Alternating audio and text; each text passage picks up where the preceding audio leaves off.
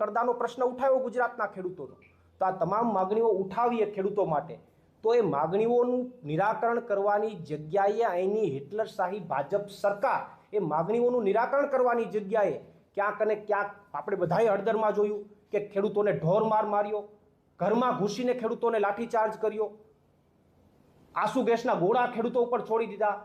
વધુમાં અમારા જેવા અને અન્ય બીજા કેટલા બધા ખેડૂતોને 108 દિવસ સુધી જેલમાં ગોંધી રાખ્યા. આવા અત્યાચાર કરવાનું કામ આ રાજ્યની ભાજપ સરકારે ખેડૂતો ઉપર કર્યું છે.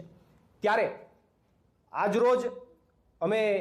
સમગ્ર ગુજરાતના ખેડૂતોના હિત માટે અને ખેડૂતોની માગણીઓને લઈને એક આગામી પ્રોગ્રામ જાહેર કરવા જઈ રહ્યા છીએ. ટ્રેડ હટાવો કિસાન બચાવો મહાઅભિયાન અંતર્ગત એમના એક ભાગરૂપે જ આવનારી 24 તારીખથી એક ખેડૂતો માટેની યાત્રા શરૂ થશે. 108 દિવસની અમારી જેલ બાદ અમે ખેડૂતો માટે ગ્રાઉન્ડ ઉપર ઉતરીશું, ખેડૂતોની વચ્ચે જઈશું અને 24 તારીખથી સોમનાથથી આ યાત્રાની શરૂઆત થશે અને 8 તારીખ સુધી આ યાત્રા અલગ અલગ વિધાનસભાઓમાં અલગ અલગ જિલ્લાઓમાં ભ્રમણ કરતી કરતી 8 માર્ચના રોજ ગાંધીનગર પહોંચશે. 8 માર્ચે ગાંધીનગરની અંદર પરિવર્તન લાવો કિસાન બચાવો એક મહાસભાનું આયોજન થશે, જેમાં અરવિંદ કેજરીવાલજી પોતે ઉપસ્થિત રહેવાના છે. આ યાત્રાની અંદર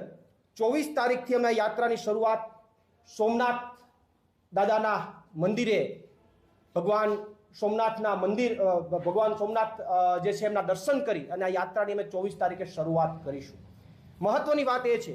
કે 108 દિવસની અમે જેલ ભોગવ્યા બાદ હું ખેડૂતોની વચ્ચે પહેલી વાર જઈ રહ્યો છું, આ યાત્રાના માધ્યમથી ખેડૂતોની વચ્ચે જઈ રહ્યો છું. ત્યારે 24 તારીખે આ યાત્રાની જ્યારે શરૂઆત થશે ત્યારે સોમનાથ દર્શન કરીને ત્યારબાદ પહેલી સભા મારું જન્મસ્થળ, જે ગામમાં મારો જન્મ થયો છે, જે ગામે મને એક આઈડેન્ટિટી આપી છે, એવું મારું ગામ ઘુશિયાની અંદર સૌથી પહેલી સભાનું આયોજન થશે. અને ત્યાંથી હું મારા માતા પિતાના ચરણના સ્પર્શ કરી અને આ યાત્રાની શરૂઆત કરીશ અને આ યાત્રામાં જોડાઈશ અને ગુજરાતના તમામ ખેડૂતો સુધી આ યાત્રા મારફત ખેડૂતો પાસે પહોંચી અને એમની સમસ્યાઓને ઉઠાવવાનો પ્રયત્ન